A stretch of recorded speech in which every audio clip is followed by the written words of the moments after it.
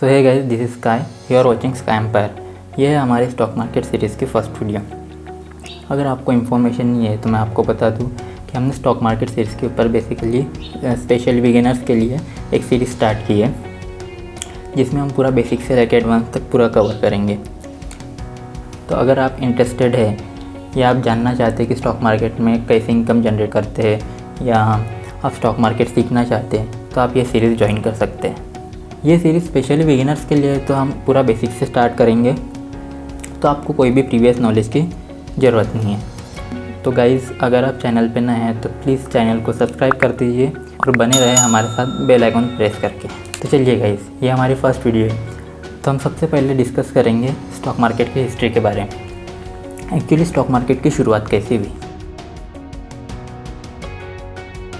तो गाइज़, ये हिस्ट्री है तो थोड़ा बोरिंग साउंड कर सकती है, पर ट्रस्ट में इंटरेस्टिंग है, आपको मज़ा आएगा। तो बात है आज से 400 साल पुरानी।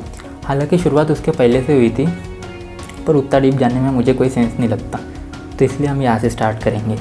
तो गाइस, बात है 1600s के टाइम की, ईस्ट इंडिया कंपनी की।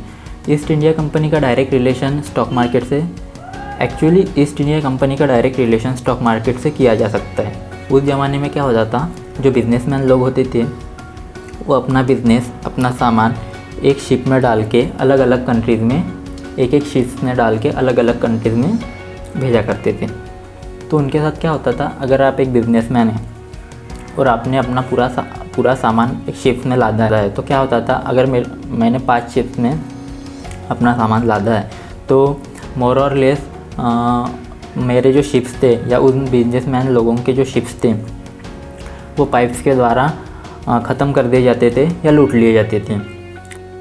तो इस चीज़ को मिटिगेट करने के लिए जो अलग अलग बिजनेसमैन थे, उन्होंने एक सेटअप तैयार किया जिसको ईस्ट इंडिया कंपनी भी कहा जाता है। तो अब इसमें क्या होता था, जो बिजनेसमैन थे वो अपना सारा सामान अलग अलग शिप्स में डिवाइड कर लेते थे, rather than using a one ship to one merchant. Don't put your all eggs in the same basket. ये प्रोवर्ब आपने सुनी होंगी, अगर आप स्टॉक मार्केट से जुड़े हैं तो डेफिनेटली सुनी होंगी। ये प्रोवर्ब का यूज़ उन बिजनेसमैन द्वारा बहुत अच्छे से किया गया, तो इस प्रकार उन्होंने अपना रिस्क मिटिगेट किया था। ईस्ट इंडिया की सक्सेस के बाद जो सबसे पहला स्टॉक एक्सचेंज सेटअप हुआ वो एम्स्टर्डम स्टॉक एक्सचेंज हुआ, जो कि नीदरलैंड्स की राजधानी है। फिर एक्सचेंज सेटअप होने के बाद इसकी सक्सेस को देख के 1801 में लंदन स्टॉक एक्सचेंज का सेटअप हुआ। फिर इसके बाद 1817 में न्यूयॉर्क स्टॉक एक्सचेंज का सेटअप हुआ। फिर जर्मनी में एक्सचेंज बने, फिर जापान में एक्सचेंज बना, फिर चाइना शंघाई में एक्सचेंज बने, फिर ऑब्वियसली भारत भी पीछे रहने वाला नहीं था। फिर आया बॉम्बे स्टॉक एक्सचेंज, ये 1875 में आया था। हालांकि इसको सरकार के द्वारा रिकॉग्निशन 1956 में मिली थी। फिर आया नेशनल स्टॉक एक्सचेंज, जिसका इस्टेब्लिशमेंट 1992 में हुआ। अब इतनी बार जो मैं एक्सचेंज बोल रहा हूँ, तो एक्सचेंज होता क्या है, इस टॉपिक पे भी आएंगे। सबसे पहले हम ये जान लेते हैं कि स्टॉक मार्केट क्या होता है। स्टॉक मार्केट को share market, equity market, cash market, इन सब नामों से भी जाना जाता है। तो स्टॉक मार्केट बेसिकली है क्या। आपने वेजिटेबल मार्केट सुना, वेजिटेबल मार्केट में क्या होता है, वेजिटेबल की खरीदी बिक्री। फ्रूट मार्केट देखा है, फ्रूट मार्केट में क्या होता है, फ्रूट की खरीदी बिक्री। तो ऑब्वियसली स्टॉक मार्केट में क्या होना चाहिए, शेयर्स की खरीदी बिक्री, स्टॉक्स की खरीदी बिक्री। तो शेयर्स खरीदना यानी क्या, तो शेयर खरीदना इसका मतलब ये हुआ कि आप किसी कंपनी की कुछ % हिस्सेदारी ले रहे हो, या बोलो ओनरशिप ले रहे हो।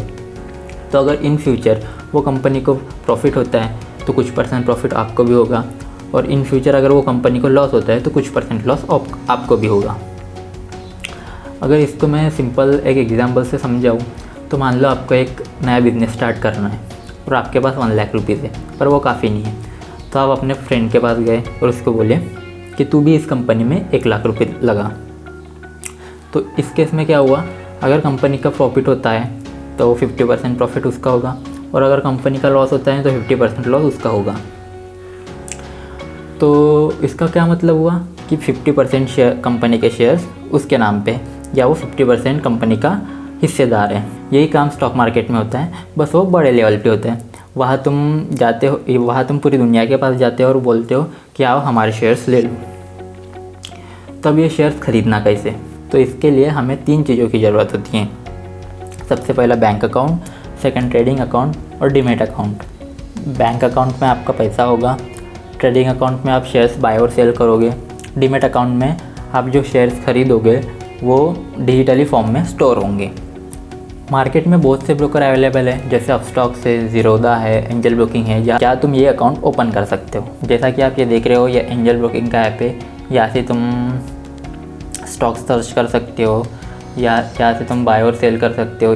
कुछ इस प्रकार एंजल ब्रोकिंग का ट्रेडिंग और डीमैट अकाउंट दिखता है। तो ये कैसे बाय और सेल करते हैं, इसके लिए भी हम एक डेडिकेटेड वीडियो लाएंगे।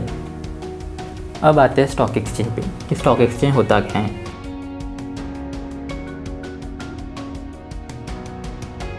तो क्या स्टॉक एक्सचेंज वो जगह है, वह प्लेस है, वह बिल्डिंग है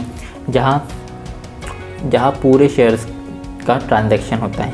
मान लो आपको SBI के शेयर्स बाय करना है, तो आप अपने ब्रोकर को बोलोगे, जहाँ भी आपने ट्रेडिंग और डीमैट अकाउंट ओपन किया है उसको बोलोगे, तो वो ब्रोकर एक्सचेंज को बोलेगा। फिर एक्सचेंज अपने दूसरे ब्रोकर के पास जाएगा, वहाँ देखेगा। फिर दूसरा ब्रोकर अपने क्लाइंट के पास देखेगा किसी को SBI के शेयर्स बेचना है क्या। फिर वहाँ से वो SBI के शेयर्स लेगा, वो ब्रोकर एक्सचेंज को देगा, फिर एक्सचेंज हमारे ब्रोकर को देगा और हमारे ब्रोकर हमको देगा। तो इस प्रकार पूरी साइकिल चलती है और इस प्रकार स्टॉक एक्सचेंज में काम होता है। तो गाइस, अब तक हमने देखा कि स्टॉक मार्केट क्या होता है, स्टॉक मार्केट की हिस्ट्री देखी, स्टॉक मार्केट काम कैसे होता है वो देखा, स्टॉक एक्सचेंज क्या होता है वो देखा। तो आई होप गाइस आपको वीडियो समझ आ गई होंगी। अगर इस वीडियो ने आपके माइंड में थोड़ी सी भी वैल्यू या नॉलेज ऐड की होंगी तो गाइस डेफिनेटली इस वीडियो को लाइक ज़रूर कर देना। और इस सीरीज़ की अगली वीडियोस आप तक पहुँचे इसलिए चैनल को सब्सक्राइब जरूर कर देना बेल आइकॉन प्रेस करके। Thank you for watching this video.